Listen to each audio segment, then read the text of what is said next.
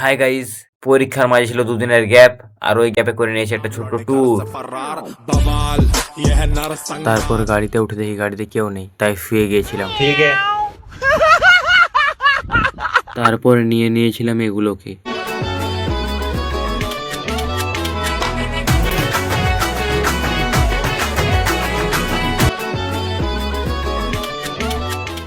বাড়ি ফেরার সময় আমার অবস্থা হয়ে গেছিল খুব খারাপ, কারণ আমাকে এই ব্যাগগুলোর সাথে ফেলে দেওয়া হয়েছিল গাড়ির পেছনে।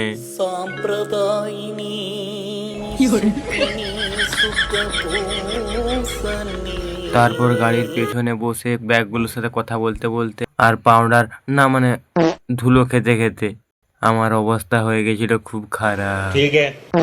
তারপরে এই ধুলো থেকে বাঁচার জন্য একজন তো এভাবে আমরা বাড়ি চলে আসি। দেখা হচ্ছে পরের ভিডিওতে।